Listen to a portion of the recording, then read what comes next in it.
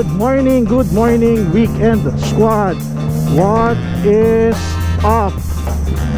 So just like that, it's already a weekend. Happy Saturday morning to all of you guys. Today it's gonna be an exciting day. Just like last week when we went to the TTCP meet and greet, it's gonna be a different and exciting weekend for us.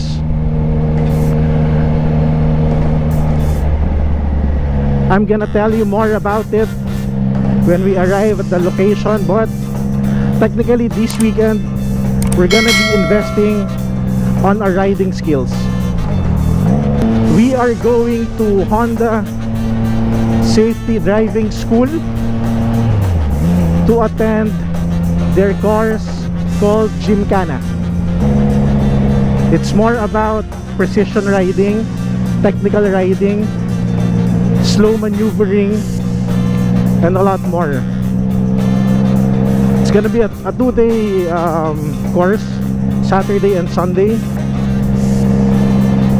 So ride shotgun with me with the Trident 660. I started riding a motorcycle just last year, April or May of last year. That's my first ride on a motorcycle. My first motorcycle was a scooter. It's a Vespa, and I don't even know how to ride. Umaangkas tayo nung araw, but never tayong nag-ride ng motorcycle, kahit scooter.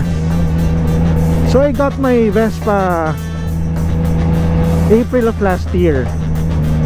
You know, this pandemic, madaming nag-aral magmotor, maraming nagmotor, and I'm one of those guys. So dahil wala akong alam, I enrolled sa Honda Safety School. Beginner course nila. Kinuha ko is yung small bike, beginner / intermediate.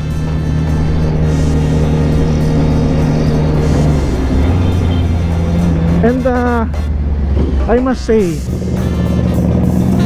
ang dami ko natutunan. Well, basically doon ko natutunan lahat ng foundation ko ng pag-ride. And I highly suggest for those who want to start riding, sa mga matagal hindi nakapag-ride, who wants to go back sa riding, please check them out. Honda Safety Driving School. They have 2 wheels, 4 wheels, kahit na 6 wheels trucks meron sila. Go check them out, enroll sa kanila, and it's really worth it. So yun, going back, this course naman is their Gymkhana. We had the privilege to be invited by Honda, the Honda Driving School, before they launched this Gymkhana course. They invited us. Siguro kailangan nila ng beginner na dumaan doon sa beginner intermediate course nila. So they invited me and some other guys. Pero yon, binubuo pa lang nila. That was this year, early this year. So I decided to take another one. Sabi nga nila, learning should never stop, lalo na sa riding. I know kahit yung mga seasoned riders dyan would agree na everyday may mga matututunan ka pa. You should never stop learning. Experience, sit time, lahat yan very important. So traffic lang. They're located sa may Sukat, I think that's East Service Road, if I'm not mistaken. Siguro we're about what, less than 5 kilometers away. Ito yung cons sa, I mean, when riding a motorcycle. You can filter, tama. But pag medyo malaking dala mo, ang hirap mag-filter and mainit, mausok. But it's part of riding. So let's just enjoy it. Kasama yan eh.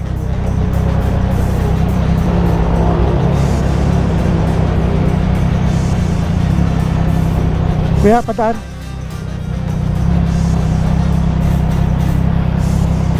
Thank you.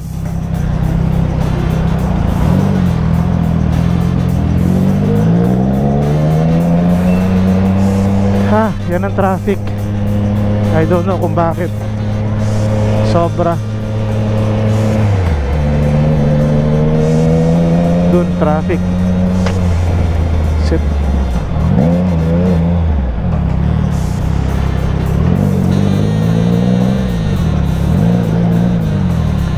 So there, pagliko natin dito, dyan na si Honda, siguro 2 kilometers away.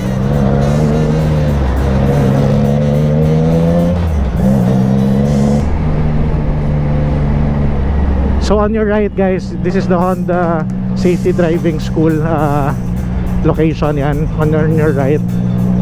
So if you can see, yan yung dyan nag-aaral, no?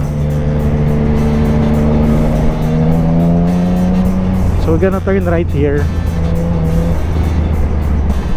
Medyo late lang tayo konti, sobra yung traffic, hindi natin in-expect na ganon. So dito they require you to have your medical certificate and vaccine card. Morning. Meet sir. Pwede, Saan ka ba sir? ha? Subscribe ka? Gymkhana. Din ka na? Pwede ba mag-park sa taas? Pwede naman. Parang di mainit. Meet shirt na lang. Nakita tayo mag-park sa taas.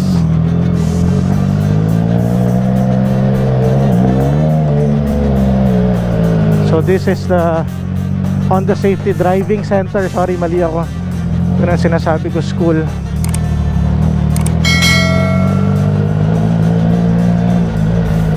Driving Center. So alright, we're here.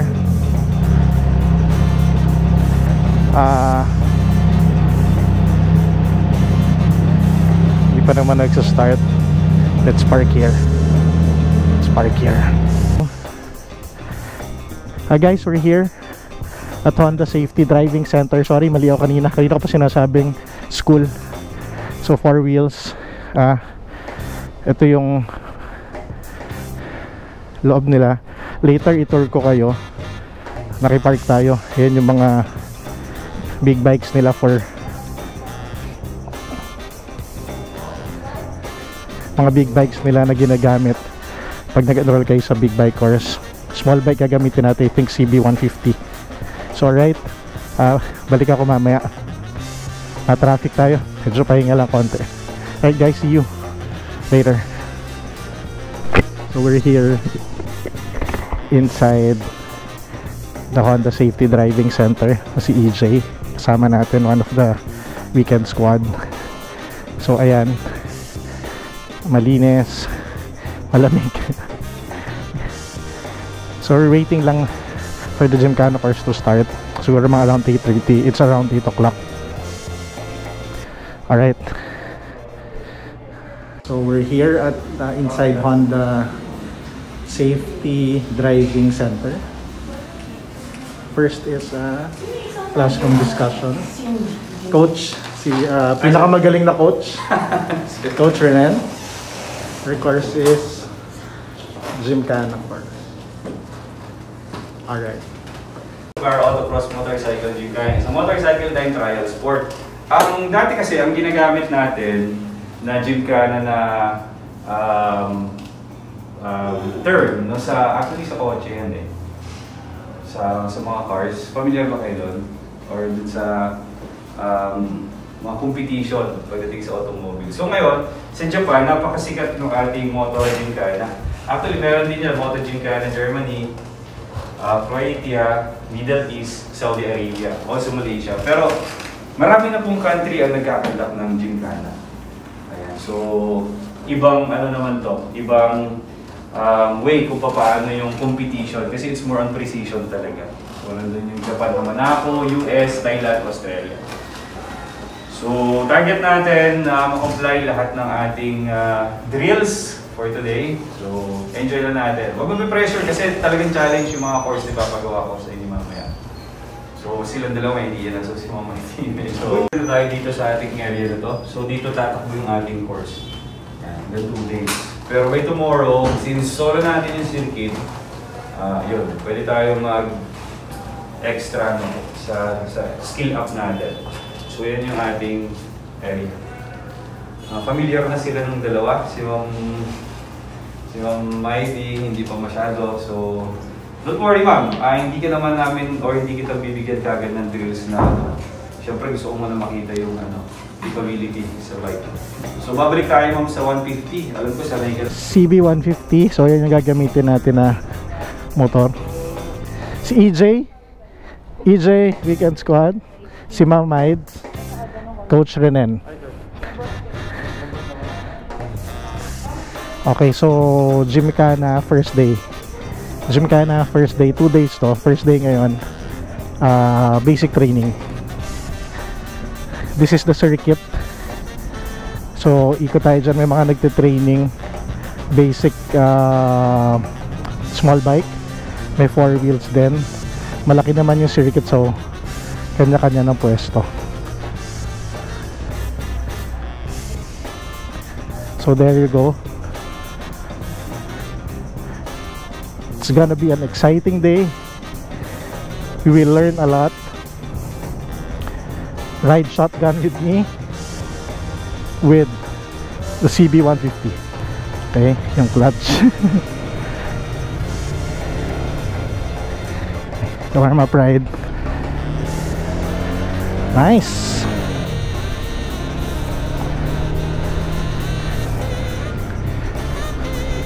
So later kung paano yung kailangan gawin sa Gymkhana. This is just a warm-up ride. Warm-up ride sa buong circuit.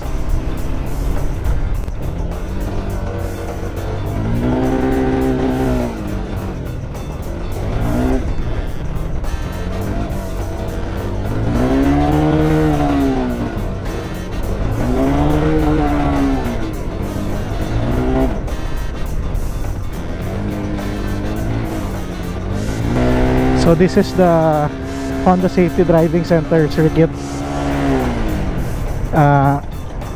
Iba't ibang klaseng circuit. So lahat nagte-training. Yung basic small bike.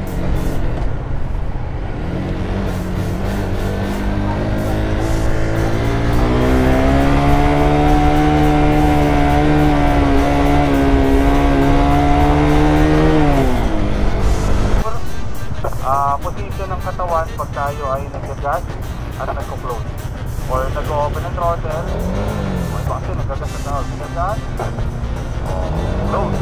So, inis kasi baliktad pag nag-gas, yun yung katawan baliktad, di ba? Pag nag-close, tumusok-tok baliktad. So when you gas, lean forward. When you close, lean backward. Okay?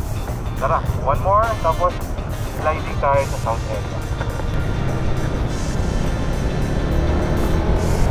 So we're doing laps lang.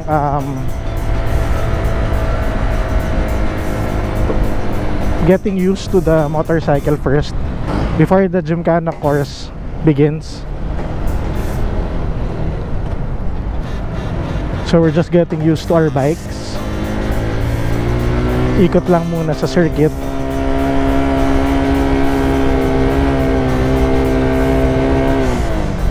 Nakakamiss din yung CB150 small bike. Ang sarap niyang i-flick, magaan.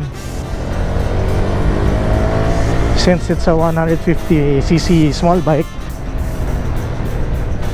very easy to maneuver.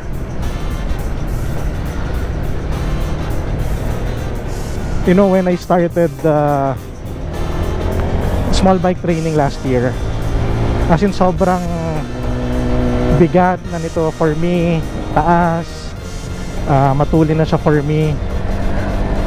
You know, as you ride daily, as you get experience, talaga nagle-level up din yung skills mo. Basta like what I said, just continue to learn, continue to be hungry for learning, for new learnings. Always be ready. Sabi nga nila, be a sponge. You absorb lahat ng knowledge, skills na matututunan mo. Kasi pwedeng magkaiba eh. Pwedeng iba yung ituturo sa'yo sa what you're used to.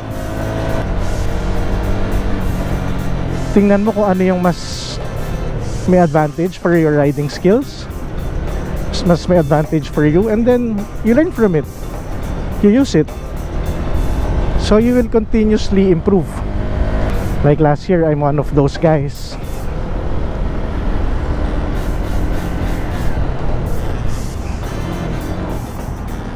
So usually dito na nag-Gymkhana training. This is the circuit for Gymkhana. So that's the course for beginner small bike. Ang dami rin nila.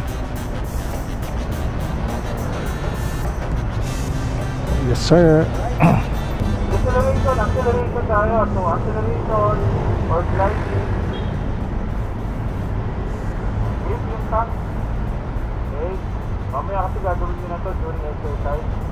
So when you got, you need to bind with the bike, grip the tank, grip pointing straight. Pag pinakaganyan yung paa ha, grip pointing straight. Yung sa preno, alright, nakahiin ka sa preno dapat. Not like this, no? Nakaganito, kita ba? O, nakaganito. Or naka-atras. Ano siya? Wala sa paa, sa sapatos. Di ba meron lang ito? So, ang purpose nito, cover mo yan. Kita yung sir, Jonathan, no? Ang purpose niyan, medyo dalawa ma'am, no? Para yan sa stopper ng dito paa, yung left foot naman, yung left foot, okay, naka-atras ka ng konti. So, naka-atras, hindi naman sa kailangan naka-aim. Okay, naka-atras. So, either you need to up-shift or you down-shift, naka-ready lagi yung paa. Okay, kasi yung brake na lagi naka-aim doon sa brake pedal. Grip the tank, ito na yung gliding natin. So, ang posture mo, kung you got forward, hindi ka naman hindi ka naman mag-accelerate ng matagal. Magagawin natin first gear lang. Unlock lang yung mahabang stretch na first gear, second gear, third gear. Ito, nakatupos pa nga ito eh. Na-accelerate mo. Pero tayo, really forward lang. Ano yung objective? Kasi when you gas, na naka-straight body ka, tapos naka-lean backward ka, when you gas, ang mangyayari sa handlebar mo, magalaw. Magalaw yan, magalaw. Unlike pag naka-forward ka, when you gas, when you bind the bike, feel for yan. Hindi ka magiging wobble. Kasi, okay, lean forward. Okay, gas, nose, lean backward. Okay, accelerate, nose, lean. Anong gear ang gagamitin natin? First gear lang. Puro first gear lang muna. Accelerate, nose, lean.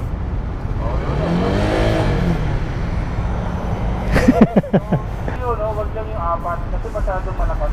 Ang malakas sa preno kasi yung gulo.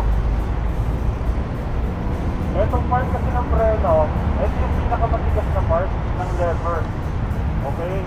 So when you apply brake, very light lang ang kailangan mo ibigay. Ito yung gulo. Ito yung tama ba? Ito yung malambot. Ito yung matigas. Observe niya sa lever, no? Ito. Gradual lang. So hindi nga binigit natin ha, when you accelerate, when you brake. So gas, don't brake. Okay? Yan. Load.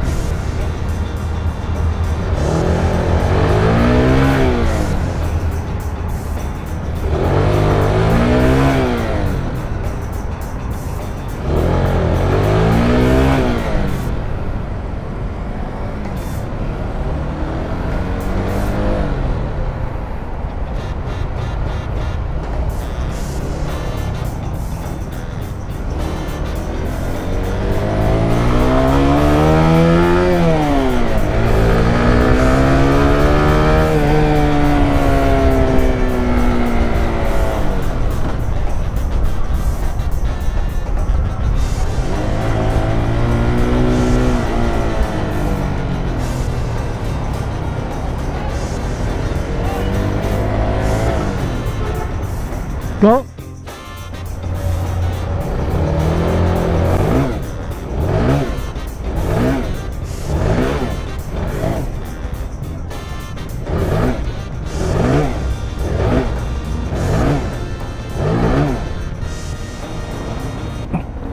Ay. Hindi. Pag nagagas ka may ganun, yung harap, yung manubela, yun yung kailangan iwasan natin. Sabihin nun, tatimingan nyo yung pag-open ng throttle, sabihin naka-ready yung katawan, isa kasi pag hindi aware yung katawan, nasiga mong ganun, may sudden movement dyan. So ready yung katawan, connected with the throttle, when you open the throttle, naka-ready ka, you bind to the bike, you grip the tap, walang wobble dapat. So EJ, okay, may konti lang, pero mas maganda. Okay? So practice ulit. One more thing, avoid taking U-turn dun sa white space. Yung puting pintura ha, huwag mag-U-turn dun ha. Either before or lagpasan, mag-U-turn. Madulas yun, yung part na yun. Ready? Go to turn na.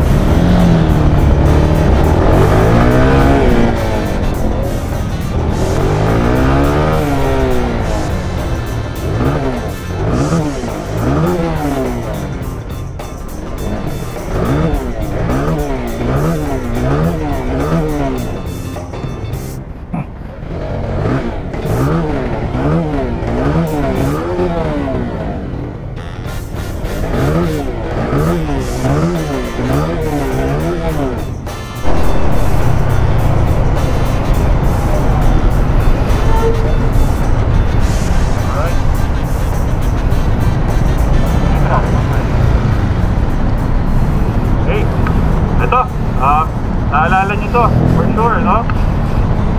This will be first drill for our Gymkhana. Yung kanina is gliding, familiarization ng throttle. Turning left and right, eye direction, leaning the bike, no? Wala pa tayong U-turn or yung tinatawag yung 360 degrees na ikot. So meron yung pattern, tatlong set nito. Okay, tatlong set. Nag-iisa kayo ng area. Iwasan natin mag-overshoot sa side. Iwasan ha. So malaki yung area natin, so i-maximize lang natin. Huwag lang mag-overshoot. So meron yung pattern, i-demo ko yung gagawin. Ang gear na gagamitin natin for this is first gear. Una, daanan nyo lang muna. Daanan nyo lang, huwag nyo munang puwersahin. Tapos sa inyo, 20% sa skill level or 50%. Reverse nyo lang ng first gear. Ang first gear, ang atin yun yan, magalaw. Ma-jerk, wala ito ma-jerk, torque. Once na accidentally open mo yan habang nasa bend ka, may ganong effect yan. Actually kahit straight basta na-open, close, open mo, gumagano'n talaga. So yun yung kailangan i-recognize yung rhythm ng engine for first gear. Okay, so ito yung route ninyo. Tatlong set yan, so ito yung starting, pagpasok, ikot lagi sa gitna. Okay, so ito.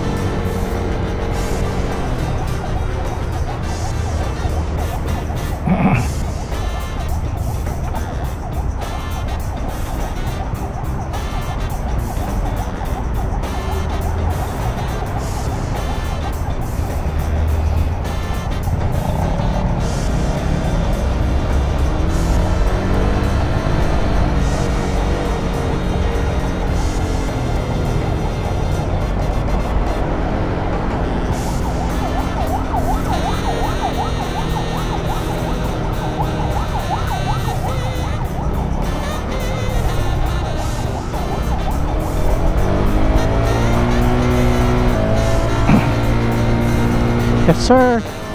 So there, practice pa lang yon, wala pang time trial. So yan ang ginagawa sa Gymkhana.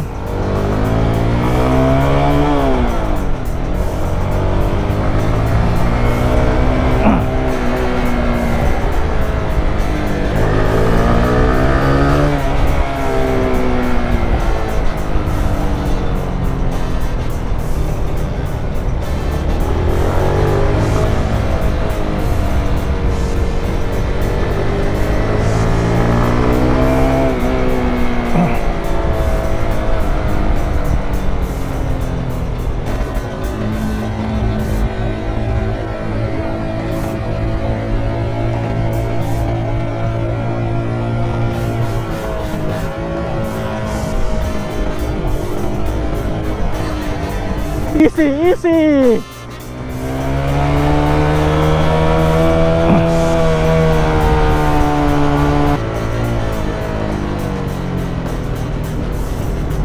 EJ, easy boy.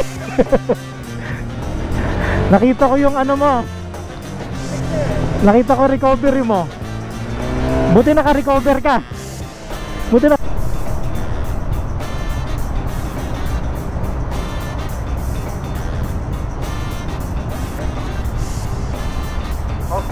Short yung or mas small yung ilog mo, mas maganda. Pero huwag yung versailles muna So una, okay lang kahit medyo malaki yung ikot, walang problema. Tapos yung mga succeeding natin na gagawin, kailangan kaya mo nang umikot ng mas maliit, mas pinitan mo na. Ang medyo galing sa part din nandun sa dulo. Yung mga kuna nandun, itong dalawa, ano yung una natin? Counter, clockwise naman. Okay? Tapos yun nandun sa dulo, ang pasok naman natin, yung may dalawang kuna nandito sa kanan, yung nandito naman sa kaliwa, ito naman yung pasok natin. So yung dalawa naalala siguro, yung katon, medyo okay, siguro mamaya, no? Tapos ang exit point ulit, yun, yung dalawang kuna maliit, so yun doon, dapat, tapos balik ulit tayo dito. Okay, so yun lang naman yung pattern na yan. Siyempre may interval, after nung isang rider makagawa ng dalawang ikot, pagpasok niya doon, saka lang aandar yung kasunod. Okay, so parang ito yung ruta natin, ipapakita ko.